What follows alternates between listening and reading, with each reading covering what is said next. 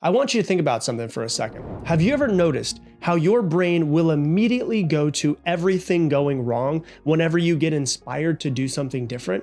Like you have an idea and you feel excited about it for a split second, and then almost instantly it's like, yeah, but what if it fails? What if I embarrass myself? What if I get judged? What if I'm not good enough? What if it doesn't work out? And so automatically it just pops into your head. And it feels so real because it's so automatic that a lot of times you don't even question it. It just feels like truth. But I want to introduce a question today that might feel like it's simple. But if you actually sit with it and allow your creativity to find out what's possible with it, it can change your entire life. Like, what if it actually works out? Not in a toxic positivity way, not in a just think happy thoughts type of way when the entire house is burning down. I mean, like, really ask yourself, what if this thing that I'm afraid of, this thing that I want my life to turn into, but my body is saying, no, no, no, danger, danger, danger. What if everything actually goes right? What if the other shoe never drops and my life just continues to unfold in an amazing way all the time? And so I'm going to say something that I feel like I have said 4,000 times on this show, and I feel like a broken record saying it, but I really need you to think about this multiple times a day, every single day. When you have a bad day, or you go to the negative, or you spiral, or you catastrophize, your brain is almost always going to go to the negative most of the time. It is the human brain's default. Your brain is not designed to imagine best case scenario or to make sure you're happy. It is designed to protect you. It is designed to predict the future based off of the past, which means if you have failed before, if you have been rejected in some sort of way before, so your brain goes, cool, I've got an idea of what might happen based off of what's happened to me in the past. So let me go ahead and project that into the future. That's it. It's not intuition. It's not truth. It's basically just pattern recognition inside of the brain. Pattern recognition does not mean truth. It just means it is searching through your database of your past, taking what's happened in the past and throwing it into the future. So if you failed before in the past, it thinks you're going to fail again. If you've been judged before, it thinks you're going to be judged again. If you've been made fun of before, it thinks you're going to be made fun of. It's just taking the past and throwing it into the future in order to keep you in the exact same place. And your brain will always default to that. It will always default to what feels familiar, especially if what's familiar is you playing small. And that's why for a lot of people, like, failure doesn't really feel scary all the time. Sure, it's scary, but it's like, we've done that before. Do you know what feels scary for a lot of people? Success. Success does. Think about that for a second. Because failure is known. We could predict what could happen based off of what's happened in the past. You've done that before. You failed before. And your brain thinks about that a lot. Success, though, that's unknown. And an unknown thing to your brain feels like a threat. So let's go a layer even deeper, okay? When you say things like, oh, yeah, I don't know if it's going to work out. And we will be right back. Hey, let me interrupt this video real quick. If you're somebody who wants to create the perfect morning routine, go ahead and scan this QR code right here. I have a video and a workbook teaching you step-by-step how to create the perfect morning routine based off science. So you can scan that code right there, or you can click the link that's down in the description for theperfectmorningroutine.com. And now back to the show. That's not really 100% what you mean. What you actually mean is, I don't know who I would be if it did work out. Like, I've always messed up, or I've always not been good enough. I don't know who I would be if I succeeded. Like, if it did work out, you'd have to be more visible. You would have to be more responsible. You would have to sustain that success.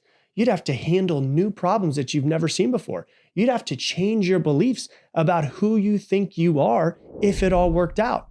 If you actually succeeded, that's a new and different identity. That's scary to the brain. And your brain goes, yeah, we've never seen that person before. That sounds scary. Let's not risk it. Let's just hit the brakes. And so it pulls back because it wants to keep you within your current identity. It doesn't know anything outside of what you already have and what you already are. And so here's something that's really crazy about it. There's a book that's called Thinking Fast and Slow.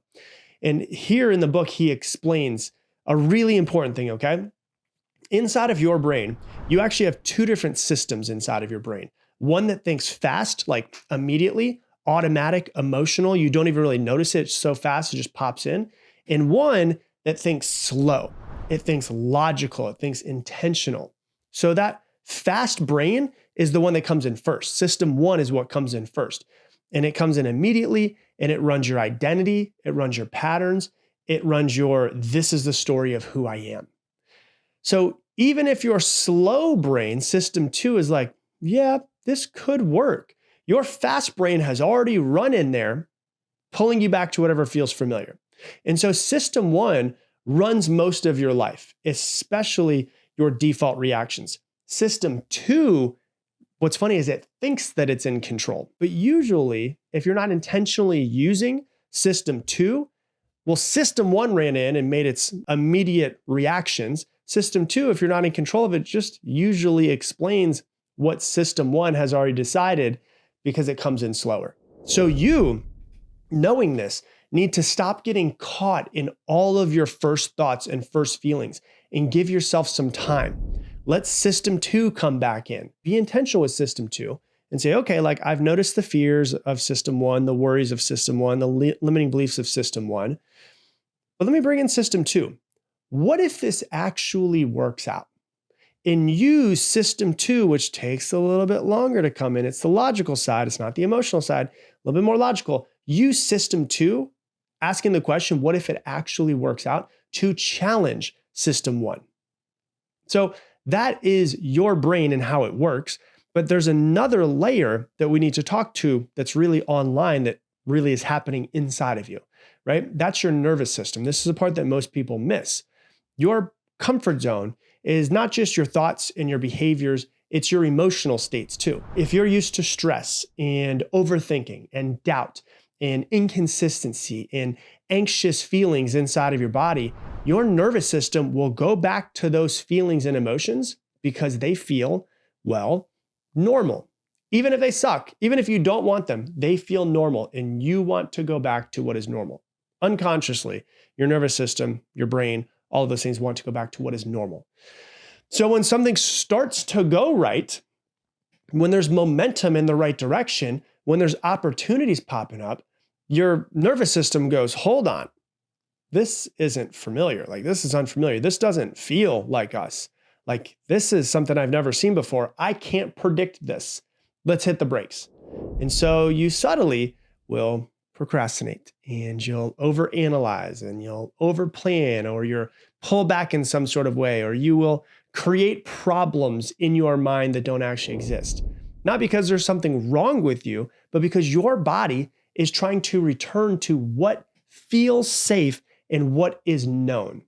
Misery doesn't feel good, but it feels familiar for a lot of people.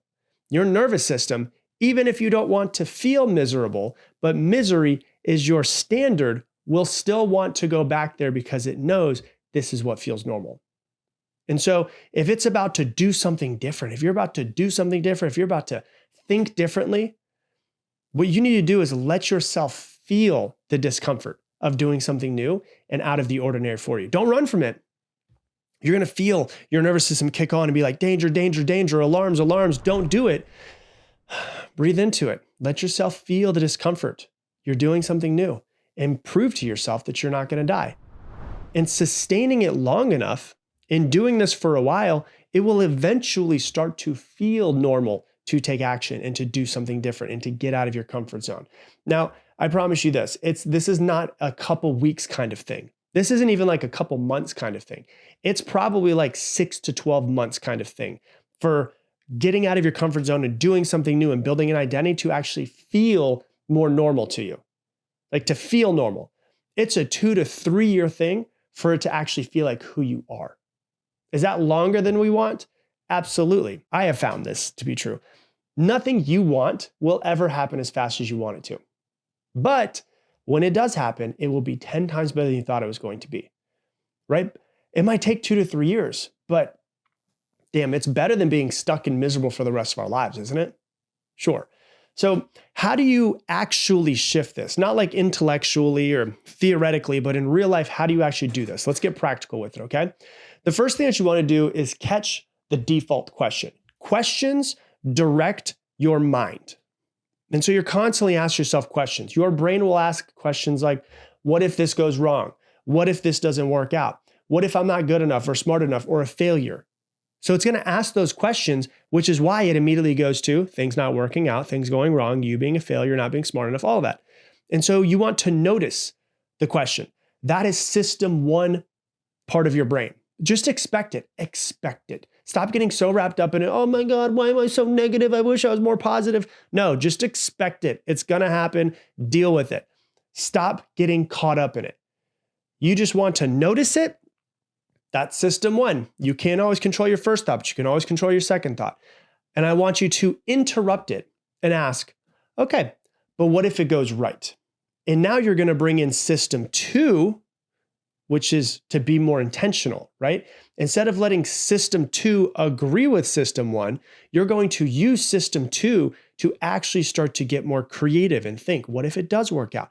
Ask better questions, not what if I fail? What if I'm a loser? What if I'm not good enough? But like, what if this actually does work out for me? Like, I don't need you to convince yourself. Like, I don't need you to do any of that. I just want you to open up the possibility loop, right? Allow your brain to get creative in a new and positive way versus the old protective ways that it has your entire life. Because right now, your brain is only running one scenario and it's all of the old scenario it has, it's your entire life. Give it another scenario and see what it comes up with by asking better questions. Okay, so that's the first thing. The second thing is I want you to build evidence through action. Confidence doesn't come from thinking about it. Confidence comes from doing something and surviving it. And you're showing your brain, oh, I did this thing that was hard. I did this thing out of my comfort zone. I did this thing that felt uncomfortable, but I'm still alive. Okay, then I probably shouldn't be afraid of it.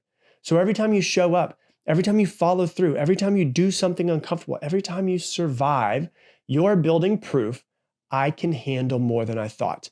I am still safe. And that's where real confidence comes from. And the longer that you do it, the more you'll actually start to see yourself differently than you have before in the past. Okay, that's number two.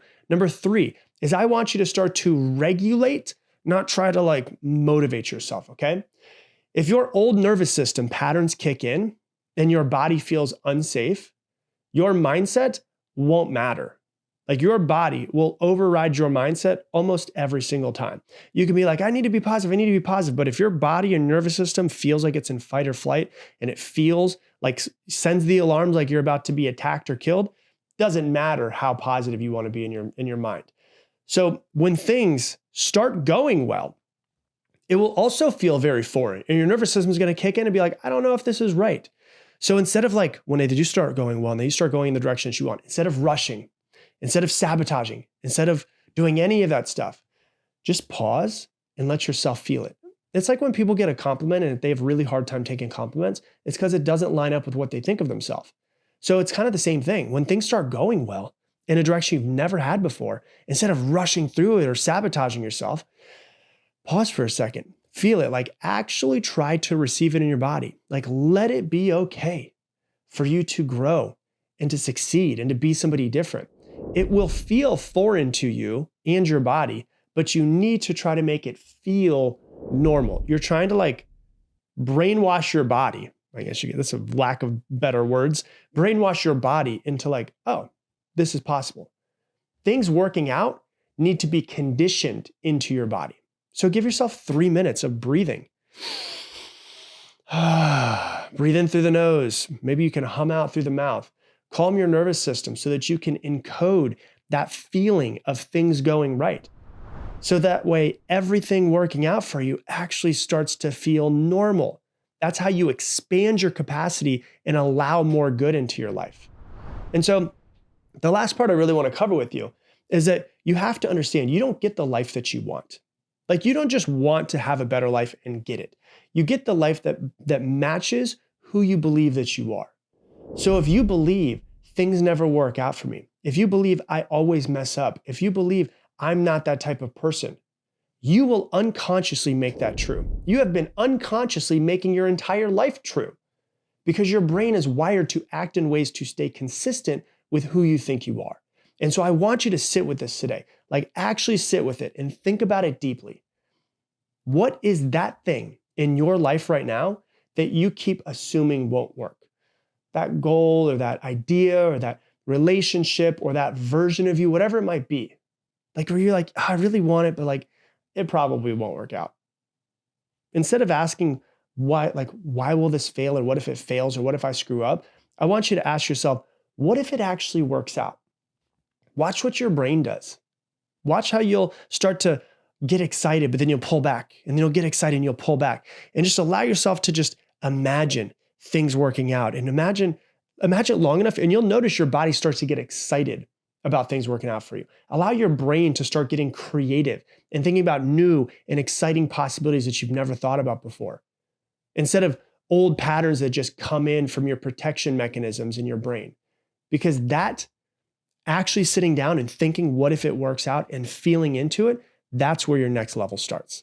Hey, thanks so much for watching this video. Based off of what you have been watching recently on YouTube, YouTube has searched the algorithm and searched all of my videos and said, this is the one that you're going to like the most. So click that one and watch it. If you want to make sure to never miss another episode, hit that subscribe button right there, and I'll see you on the next video.